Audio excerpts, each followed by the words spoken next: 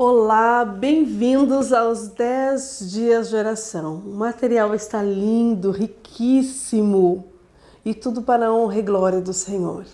O que o Senhor mais deseja é edificar a nossa casa, porque Ele deseja habitar conosco. E para começarmos esse momento de dedicação ao Senhor, de reflexão dos valores da nossa família, hoje temos para trazer para nós a palavra o pastor Romualdo La Roca. Pastor, que o Senhor nos ilumine, que o Senhor traga para nós a palavra do Senhor nessa manhã, enriquecendo nossos lares. Que Deus lhe abençoe. Olá, queridos irmãos e amigos que estamos participando do programa especial dos 10 dias de oração. Ellen White nos diz que a oração é um meio estabelecido pelo céu para se obter êxito. A oração é o meio estabelecido pelo céu para se obter sucesso. Por isso a igreja está programando esses 10 dias para que nós possamos dedicar tempo à oração, mas a oração intencional. E é sobre isso que quero falar nesse momento, sobre os 10 dias de oração. Nesta revista, nós vamos falar sobre as famílias, não é? Fiéis até o fim. E vamos abordar temas como religiosidade, vamos falar sobre a família em adoração, o culto familiar, a saúde da família, vamos falar sobre discipulado em família, finanças da família, generosidade, reavivamento e esperança para a família. Serão os temas abordados e se você não tem essa revista, procure por alguém que a tenha e faça uso dela, junto com a sua família, estudando os temas propostos. Mas por que a igreja trabalha no início de cada ano os 10 dias de oração? Você se lembra que Jesus, quando esteve aqui nesse mundo,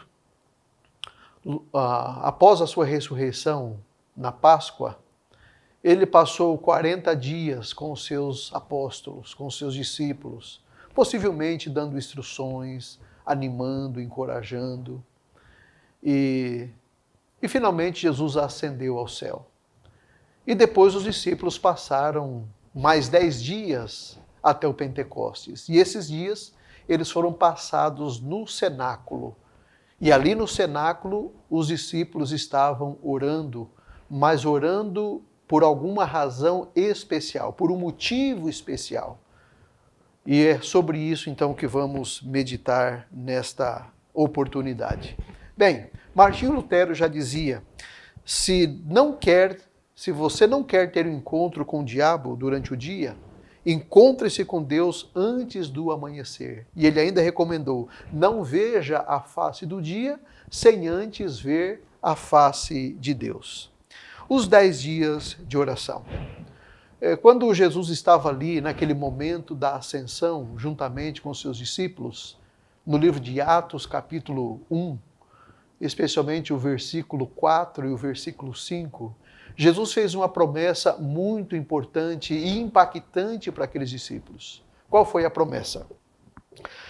E estando com eles, determinou-lhes que não se ausentassem de Jerusalém, mas que esperassem a promessa do Pai, que de mim ouvistes. Porque, na verdade, João batizou com água, mas vós sereis batizados com o Espírito Santo não muito depois desses dias.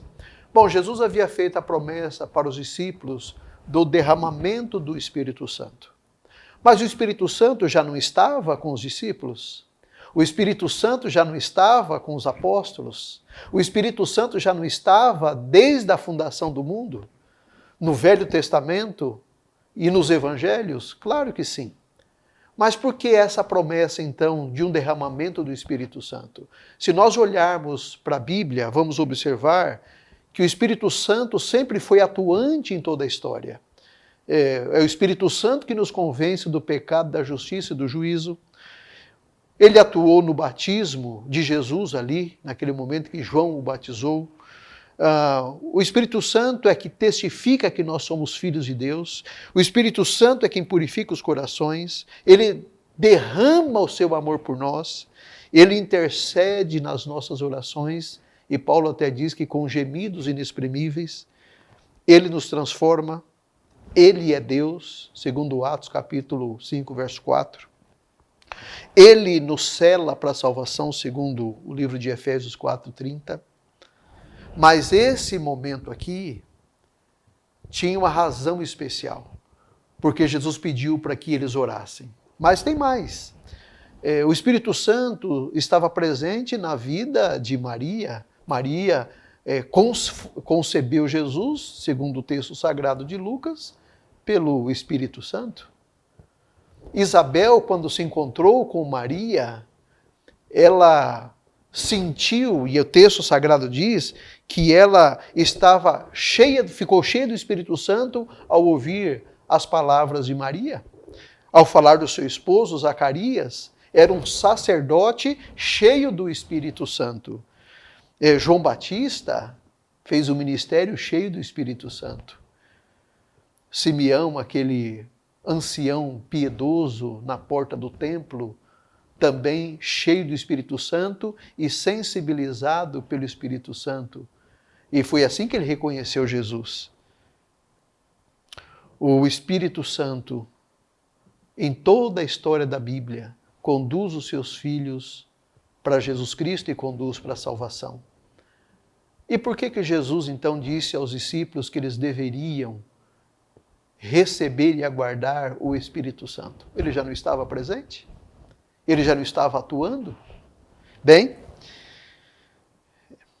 se seguirmos o texto de Atos capítulo 1, no verso 6 até o 8, diz assim: Aqueles, pois, que se haviam reunido, perguntaram-lhe, dizendo: Senhor, restaurarás tu nesse tempo o reino a Israel?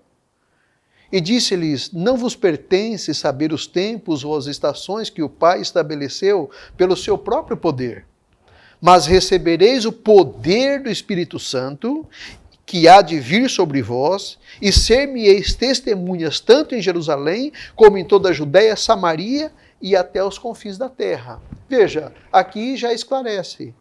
Por que Jesus prometeu para aqueles discípulos o Espírito Santo? Aqui o verso 8 deixa muito claro que Jesus prometeu o Espírito Santo no sentido de que eles ficariam cheios e receberiam o poder para testemunhar daquilo que Jesus havia feito, das promessas de Jesus e principalmente sobre a vinda de Jesus, a segunda vinda de Jesus.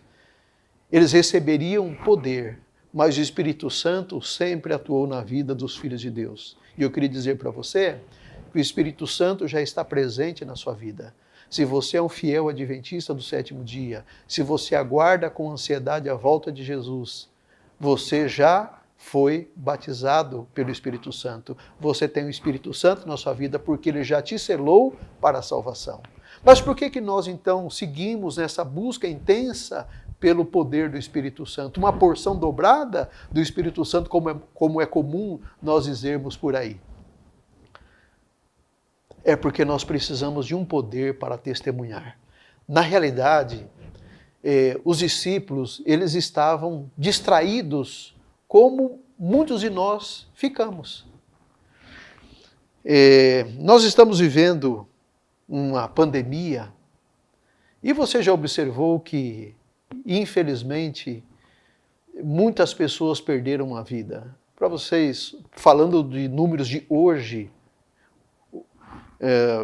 próximo a 18 de fevereiro, nos Estados Unidos já são mais de 27 milhões, praticamente 28 milhões de pessoas que foram infectadas por esse vírus. Nos Estados Unidos, mais de 485 mil pessoas perderam suas vidas. No nosso Brasil, na nossa pátria, já passamos de 10 milhões de pessoas infectadas. E já passamos de 240 mil óbitos em nosso país. E quando olhamos para o cenário mundial, são mais de 110 milhões de pessoas infectadas por esse vírus. E são mais de 2 milhões e 400 mil óbitos. E as pessoas são tentadas a pensar como pensavam os discípulos e perguntarem como perguntaram os discípulos. Senhor, é nesse tempo que restaurarás o reino a Israel? Não é a pergunta que eles fazem lá no início do capítulo 1, verso 4 e verso 5? Não é nesse tempo, aliás, desculpa, o verso 7, 6 e 7, não é nesse tempo que o Senhor vai restaurar a Israel? É esse o tempo? Bem, Jesus então responde para aqueles discípulos de maneira muito clara. Vocês receberão poder ao descer sobre vós o Espírito Santo e serão minhas testemunhas em Jerusalém, em Samaria, em toda a Judéia e até os confins da terra. Na verdade, Jesus estava dizendo, vocês estão preocupados com o que está acontecendo? Não se preocupe com o que está acontecendo ao vosso redor. Se preocupem em pedir o poder do Espírito Santo na sua vida para testemunhar. Os versos 9 de Atos, 9 até 11, tem uma outra situação muito interessante nesse cenário em que Jesus está ascendendo ao céu, a despedida de Jesus e a reação dos discípulos. E quando dizia isto, vendo eles, foi elevado às alturas e uma nuvem o recebeu, ocultando-o a seus olhos. E estando com os olhos fitos no céu, enquanto ele subia, eis que junto dele se puseram 2 homens vestidos de branco, os quais lhes disseram, homens galileus, por que estáis olhando para o céu? Esse Jesus que dentre vós foi recebido em cima no céu, há de vir assim como para o céu o viste subir. Esses 2 varões vestidos de branco, logicamente, todos os intérpretes da Bíblia dizem que foram anjos que se postaram ao lado daqueles discípulos e disseram, varões galileus, por que vocês estão olhando para o céu? É uma pergunta. Por que vocês estão olhando para cima? Por que estão olhando para o céu? Por que os anjos fizeram essa pergunta? Por que estão olhando para o céu? Porque Jesus havia dado uma missão para eles. Que eles deveriam ser testemunhas em Jerusalém, na Samaria, na Judéia e até os confins da terra. E sabe o que eles estavam fazendo? Estavam olhando para o céu. Ao invés de olharem para a horizontal, que era a missão deles, estavam olhando para a vertical. Ao invés de se preocuparem com a missão que eles tinham, eles estavam olhando para o céu. E sabe, diante do cenário de hoje, desse tempo que estamos vivendo, muitas pessoas estão ainda olhando para o céu. Eu fico pensando no sentimento daqueles discípulos que conviveram com Jesus. Imagine o Rei dos Reis, o Senhor dos Senhores, convivendo com eles. Imagine que sentimento eles tinham para com Jesus. Imagine tudo aquilo que eles presenciaram diante de Jesus e agora estão vendo Jesus subindo ao céu.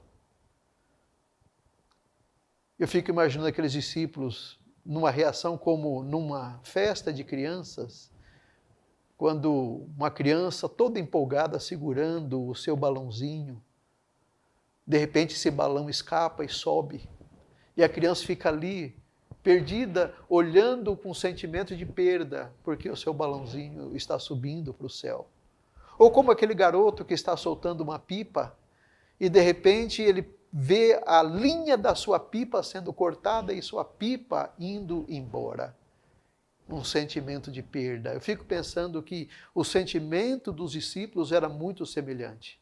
Um sentimento de perda. Eles haviam perdido o mestre dos mestres, o seu melhor amigo, indo embora.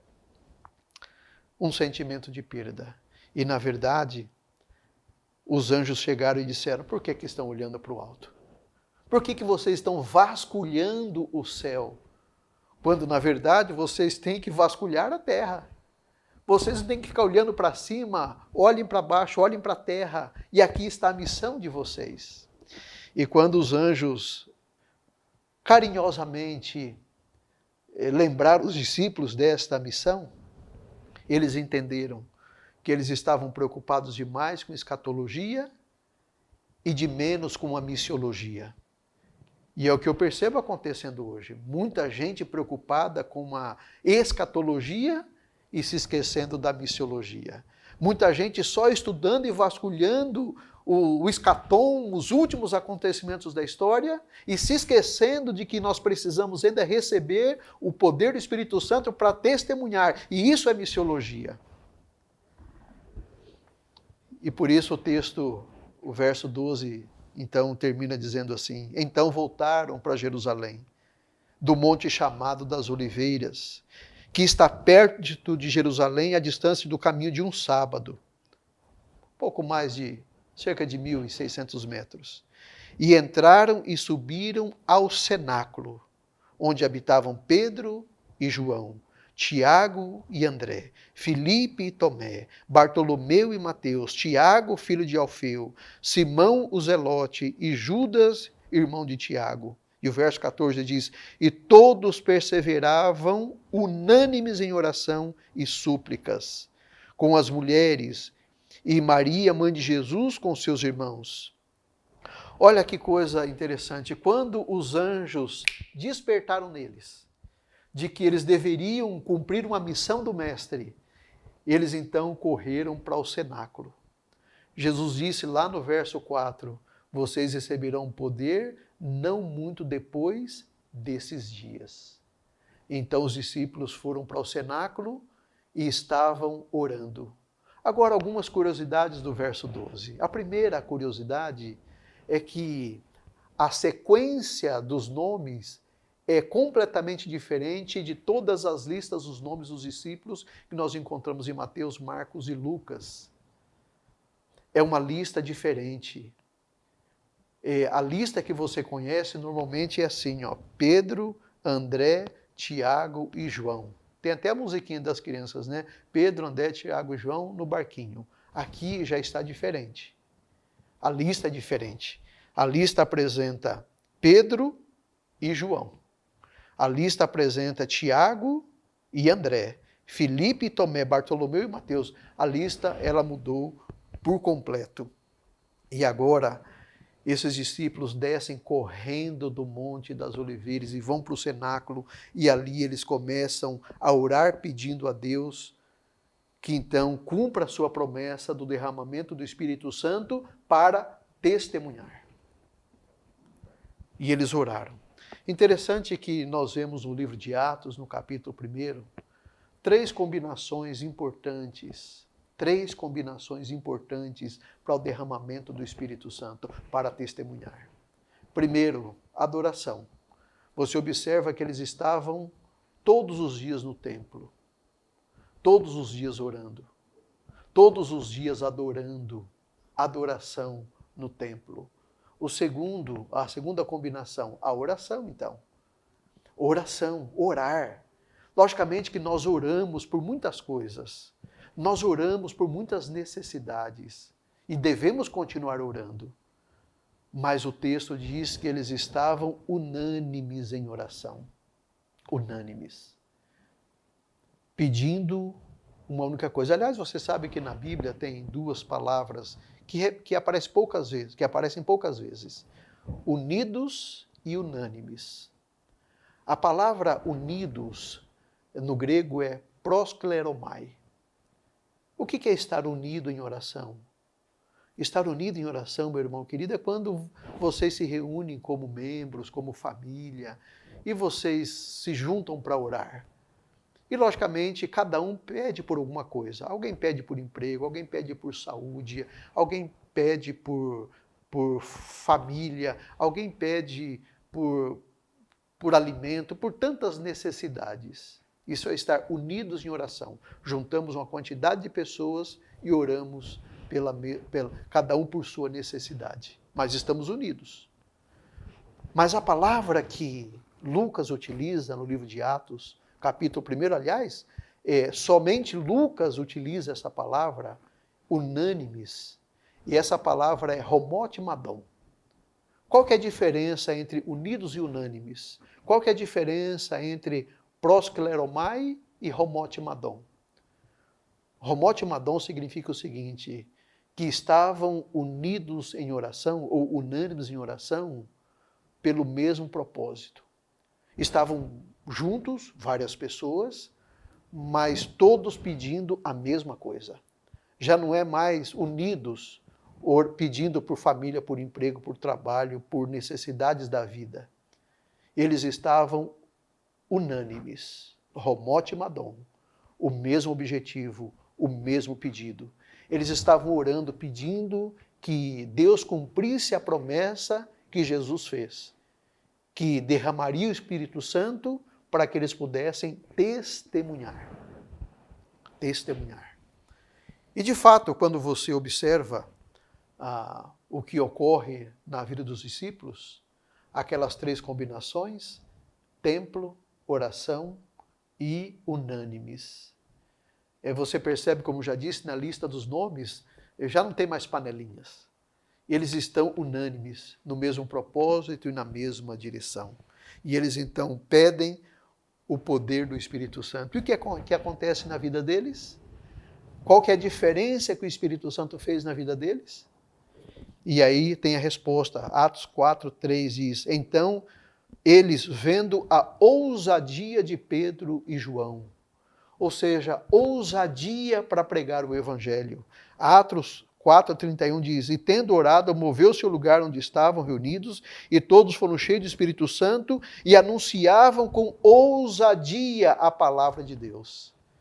Então, o poder do Espírito Santo é dar ousadia para a pregação, coragem para a pregação, entusiasmo para a pregação, engajamento na pregação. É para isso que há o derramamento do Espírito Santo. E você vê os resultados.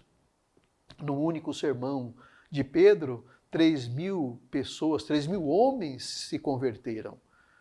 Depois, no capítulo seguinte, no capítulo 4, acho que é um acréscimo de 5.000, você vai vendo depois nas cartas de Paulo, no livro de Atos, o crescimento exponencial da igreja naquele tempo, porque foi derramado o Espírito Santo e eles começaram a ver as maravilhas que Deus estava operando.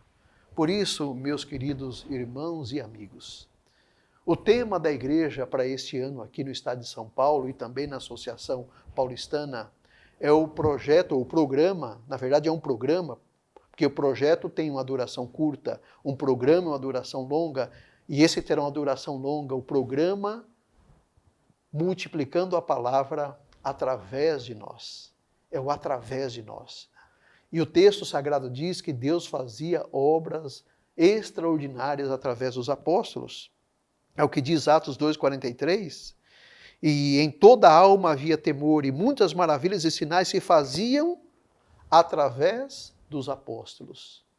E assim como Deus utilizou os apóstolos, Deus deseja utilizar você também. Por isso, o meu desafio, o meu convite para você é que oremos nesses 10 dias. Oremos pelas necessidades que temos, oremos pela família. Mas, amigos, nós precisamos estar unânimes num pedido.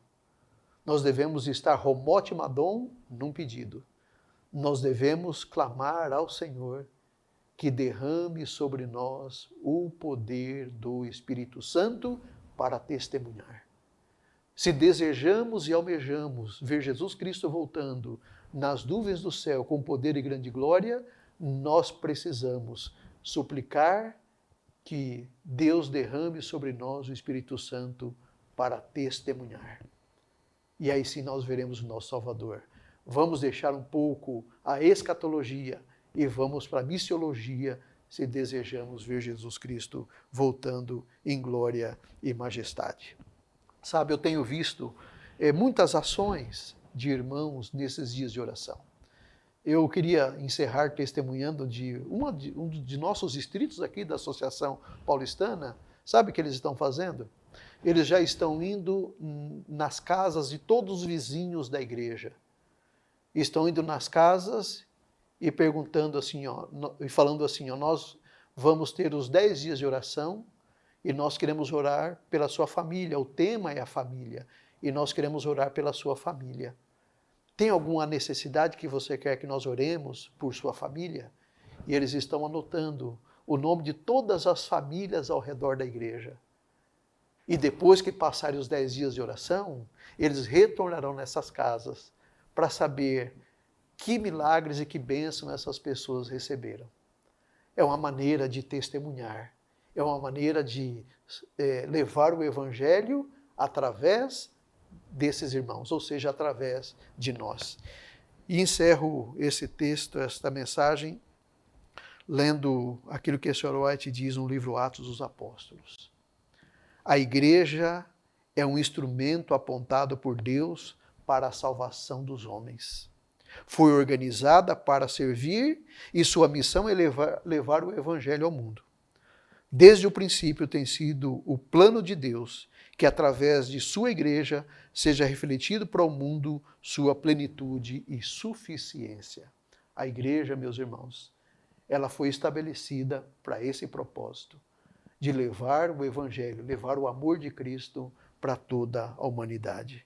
Que Deus abençoe você, para que você seja um instrumento de Deus nesses dias de oração, orando, clamando pelo derramamento do Espírito Santo, mas que Deus possa agir através de você neste ano de 2021 e por todos os anos até que Cristo volte. Que Deus abençoe você. É a minha prece, é o meu desejo, é o meu chamado para você também. Que bênção, pastor. Deus seja louvado. Com certeza fomos enriquecidos neste dia. Como é bom ouvirmos a palavra do Senhor. Agora quero falar com vocês de como estão os distritos. Nós queremos agora saber quais são os seus pedidos, como que a igreja tem se desenvolvido apesar das nossas limitações. E hoje nós queremos convidar alguns pastores para falar para nós um pouquinho de como as coisas estão por lá. Vamos ver? Meu nome é Douglas Silva e o meu sinal é este. Eu sou pastor do Espaço Comunidade Surda que fica no distrito da Central Paulistana. O nosso objetivo este ano é conseguir resgatar surdos, amigos e familiares da comunidade surda na região da Associação Paulistana. E este ano de 2021 nós queremos alcançar o nosso objetivo, que é conseguir 40 surdos e familiares para estudar a Bíblia. Nós acreditamos que Deus vai abençoar o nosso projeto e vamos conseguir alcançar esse objetivo. Também outro projeto que nós temos é o projeto da distribuição do livro missionário em Libras. Também queremos fazer feira de saúde, participar dos 10 dias de oração da Missão Caleb, entre outros projetos da igreja e do nosso espaço. Então este ano nós estamos bem animados com o nosso trabalho e tentando alcançar os nossos objetivos, porque nós queremos que as pessoas entreguem as suas vidas nas mãos de Deus. Nós queremos pedir para que vocês orem, em especial, pelos nossos projetos deste ano. Eu tenho certeza que Deus vai nos abençoar, pois muita oração tem muito poder e vamos conseguir. Agradecemos a todos vocês. Tchau. Olá, queridos. Sou o pastor Israel. E durante esses 10 dias temos intercedido em favor dos amigos de nossa igreja, de pessoas que queremos ganhar para o reino de Deus. E nós temos 3 grandes desafios esse ano no distrito de Mairinque. O primeiro deles é trabalhar para que nós possamos reavivar a igreja para receber o batismo do Espírito Santo. Queremos também que Deus possa operar poderosamente nos evangelismos que iremos desenvolver nesse distrito.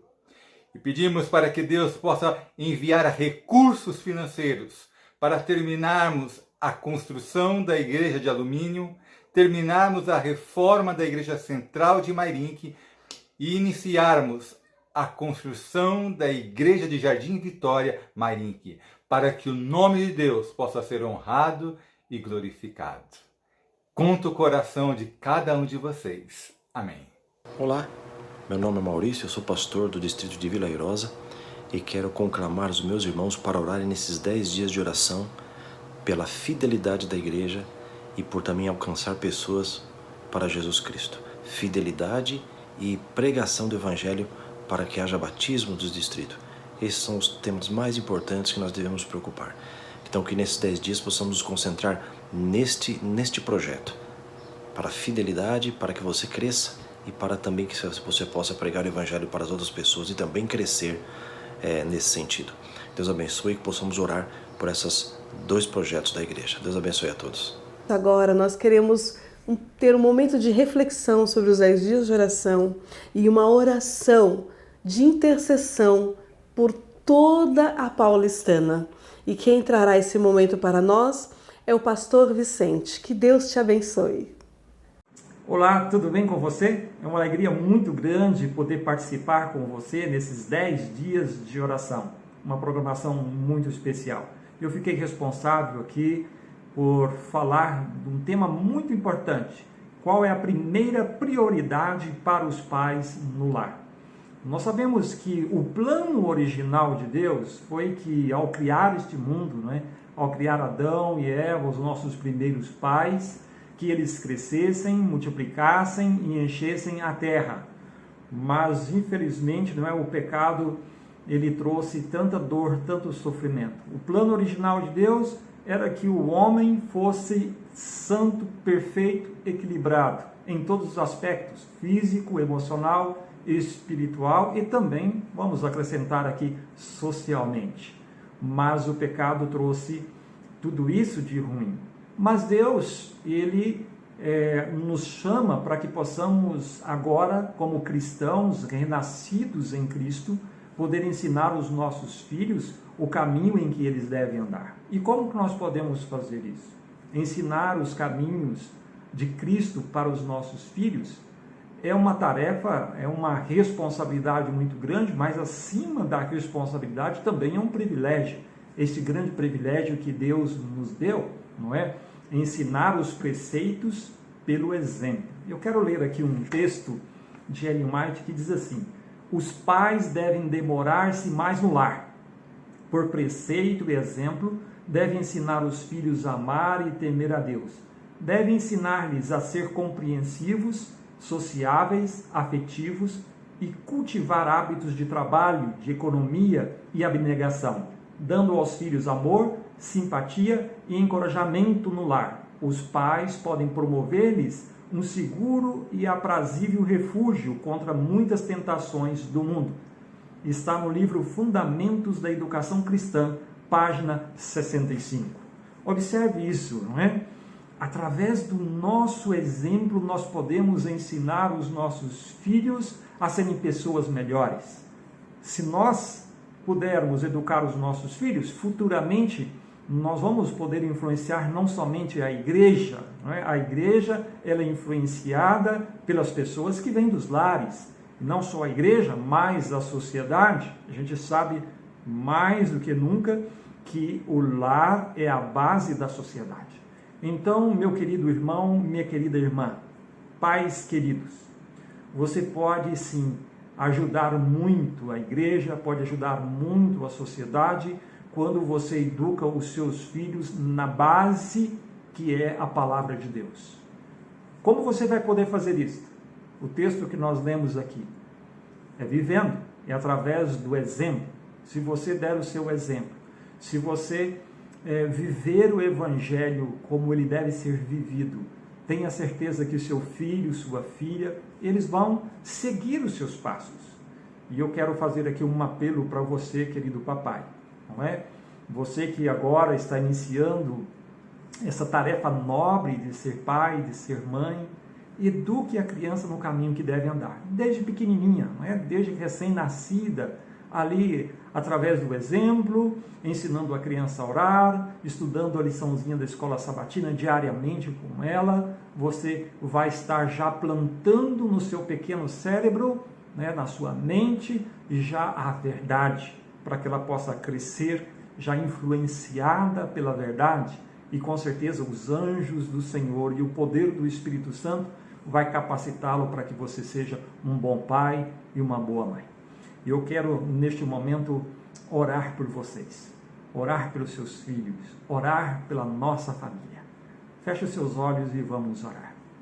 Amado Deus e Pai Celestial, louvado seja o Senhor. O Senhor nos deu uma missão fabulosa, fantástica, é de ser pais. Uma grande missão, um grande privilégio, mas também, Senhor, uma grande responsabilidade. Por isso nós colocamos a nossa vida em Tuas mãos e agora a vida desses nossos queridos pais que estão me ouvindo neste momento, que o Senhor conceda a eles sabedoria para que eles possam educar os seus filhos no caminho do Senhor. E porventura aqueles que são filhos, que estão neste momento me ouvindo, que também o coração deles sejam transformados para que eles sejam pais no futuro, pais melhores, para que no futuro eles sejam verdadeiros educadores e que agora no presente sejam bons filhos, obedientes aos pais, tementes a Deus e buscando fazer o melhor para que o nome do Senhor seja glorificado na vida deles. Toma a nossa vida em Tuas mãos, Senhor, e nos prepare como família, como igreja, para o reino celestial. Pedimos o nome de Jesus. Amém. Que Deus te abençoe ricamente.